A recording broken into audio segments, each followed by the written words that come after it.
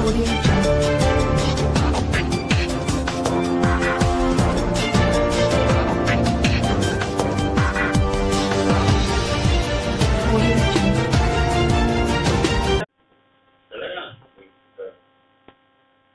Audio Jungle. Video viral हो रही है कि उसमें कहा गया है कि अल्लाह अकबर के नारे से आपको दिक्कत है। सबसे पहले तो बात ऐसी है कि मैं खुद ईमान वाला मुसलमान हूँ और अल्लाह अकबर कहने के नारे से मुझे कभी भी दिक्कत है नहीं और होगी भी नहीं, क्योंकि अल्लाह अकबर का नारा है ना, वो कुछ अलग अलग जगह पे लिया जा सकता है। जैसे हमारे पीरे तरीकत आते हैं तो हम नारे तकबीर अल्लाह अकबर कहते हैं, हमारी कोई मजलिस होती है तब हम नारे तकबीर अल्लाह अकबर कहते हैं, कोई अच्छे प्रोग्राम होते हैं तब भी हम अल्लाह अकबर कहते हैं। मगर अल्लाह अकबर का नारा कोई पॉलिटिकल यूज के लिए लेवे या कोई फसाद के लिए लेवे, वो मेरे को गवारा नहीं था। इसलिए मेरा कहने का मतलब वो था कि ये नारा गलत जगह पे इस्तेमाल नहीं करना चाहिए, क्योंकि कुछ लोग, दूसरी समाज के लोग भी कुछ नारा गलत गलत जगह पे उपयोग करते हैं, वहां फसाद होते हैं और फसाद की वजह से हिंदू मुस्लिम सिख ईसाई सब समाज के लोगों को बहुत बड़ा नुकसान होता है। और मैं नहीं चाहता कि राजकीय कुछ बात के लिए हिंदू मुसलमान का फसाद हो, हिंदू मुसलमान की दूरी बढ़े और एक दूसरे की कौम जो अभी वर्षों से थोड़ी दूरी पे थी वो मिल चुकी है, उसको फिर से दोबारा कोई आग मिले, कोई हवा मिले, ऐसा मैं नहीं चाहता था। मेरा मकसद यही है कि अल्लाह अकबर, मैं सुबह उठता हूँ तो अभी कहता हूँ, मैं मक्का मदीना जाता हूँ तो अल्लाह के नाम पे ही जाता हूँ, मैं हर महीने अजमेर ख्वाजा गरीब नवाज की दरगाह पे जाता हूँ, मैं पूरा ईमान वाला हूँ। मेरे को कभी भी जिंदगी में अल्लाह अकबर के नारे से मेरे को कभी इनकार हो सकता नहीं है, क्योंकि अगर वो सही जगह पे लिया जाएगा तो मैं उसको सर आंखों पे लेके चलूंगा। मगर गलत जगह पे कोई गलत इंसान गलत काम के लिए या अपने निजी फायदे के लिए लेगा तो वो बात ठीक नहीं लगती मुझे, यही मेरा कहना है। सर, ओवैसी की गुजरात एंट्री से क्या कांग्रेस डरी हुई है, जबकि कांग्रेस को मालूम है कि गुजरात में कोई तीसरा मोर्चा चलता नहीं। देखा है कि गुजरात के पूर्व मुख्यमंत्री केशु बाबा ने जो तीसरी पार्टी बनाई थी वो भी सफल नहीं हुआ, तो इसके बारे में आप क्या कहेंगे? ओवैसी की पार्टी से गुजरात की कांग्रेस कभी भी डरी नहीं है, मगर मैं एक मुसलमान हूँ और ओवैसी भी एक मुसलमान है, तो उनको भी समझना चाहिए और सारे मुसलमानों को समझना चाहिए कि आज ओवैसी की पार्टी से मुसलमानों का फायदा होता है या नुकसान होता है। अभी अभी चुनाव हुए बिहार में, ओवैसी ने बिहार में अपनी पार्टी खड़ी कर दी, वहां पर कुछ सीटें कांग्रेस की पार्टी और लालू प्रसाद के बेटे की पार्टी जीतने वाली थी, मगर हमारे मुसलमान वोटों का बंटवारा हो चुका ओवैसी की पार्टी की वजह से, वहां बीजेपी को फायदा हुआ। तो अगर वो मुसलमान है तो उनको समझना चाहिए कि भाई मैं जहां जाता हूं वहां मेरे समाज के लोगों का फायदा होता है या नुकसान होता है। अगर नुकसान होता है तो उनको रुक जाना चाहिए।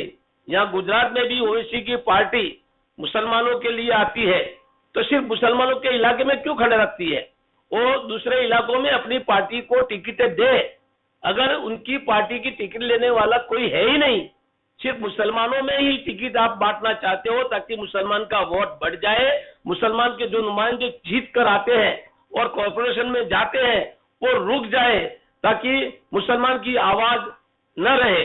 और बीजेपी की पार्टी के लोग कुछ ऐसा कहते हैं कि जब मुसलमान विधानसभा में नहीं होगा तब हम विधानसभा को गंगा जल से धोएंगे। तो उनका मंसूबा पूरा करने के लिए अगर ओवैसी जी आते हैं तो मैं जरूर कहूंगा कि ओवैसी की पार्टी मुसलमानों के लिए नहीं, मुसलमानों को नुकसान करने के लिए और बीजेपी को ही फायदा कराने के लिए गुजरात में आ रही है। और कोई भी आदमी आता है तो उसके दो मंसूबे होते हैं, एक तो अपनी पॉपुलर बात हो उसके लिए होता है, या तो किसी ने उसको खरीद के भेजा हो, वही बात होती है। आज उनको यहाँ आने का मकसद मुझे लग रहा है कि वो बीजेपी की सांठगांठ से आ रहे हैं, बीजेपी के काम के लिए आ रहे हैं, बीजेपी को मजबूत बनाने के लिए है। आज बंगाल में भी वो जाने की कोशिश करते हैं, जहां आज के सीएम मुसलमानों की हिफाजत की बात करती है, आज की सीएम एनआरसी का विरोध करती है, वो सीएम को हराने के लिए और बीजेपी को फायदा पहुंचाने के लिए वो बंगाल में जा रहे हैं वहां के सारे मुसलमानों ने फतवा जाहिर कर दिया है उलमाओं ने कि ओवैसी को एक भी वोट मिलना चाहिए नहीं।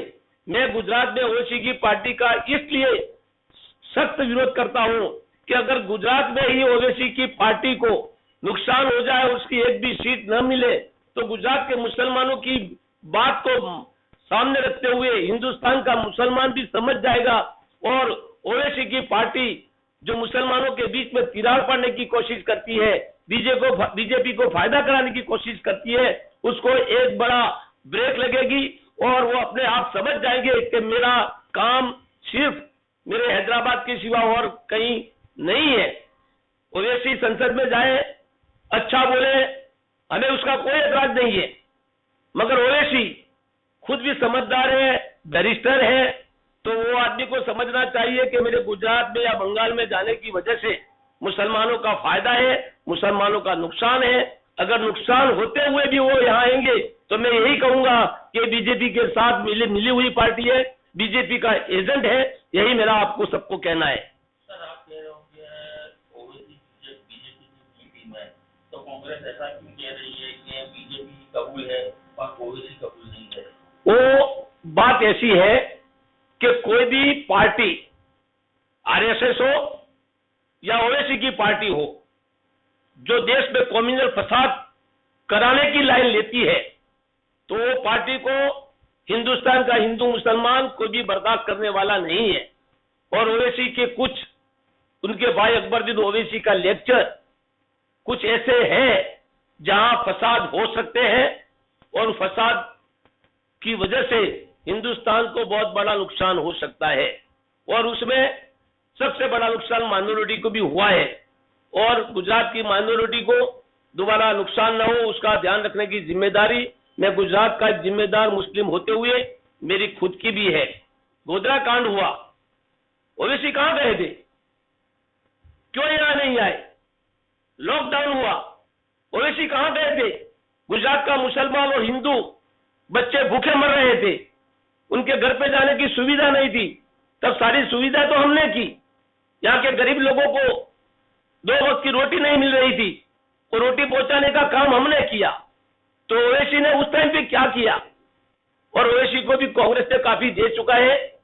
उनकी यूनिवर्सिटी अगर बनी है, उनकी मेडिकल कॉलेज बनी है, तो वो कांग्रेस की देन है और उनको समझना चाहिए।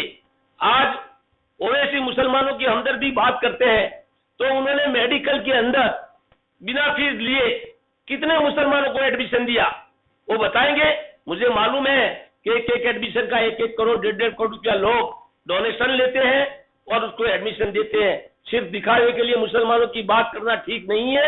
मुसलमान समझदार है, बहुत ही आगे बढ़ चुका है, और हर फैसला गुजरात में मुसलमान हमारे भाई सोच समझ के लेंगे और ओवैसी को यहाँ कामयाब होने नहीं देंगे। ये मैं आज फिर से भी कहता हूँ। थैंक यू 12 नाउ न्यूज़ से बात करने के लिए।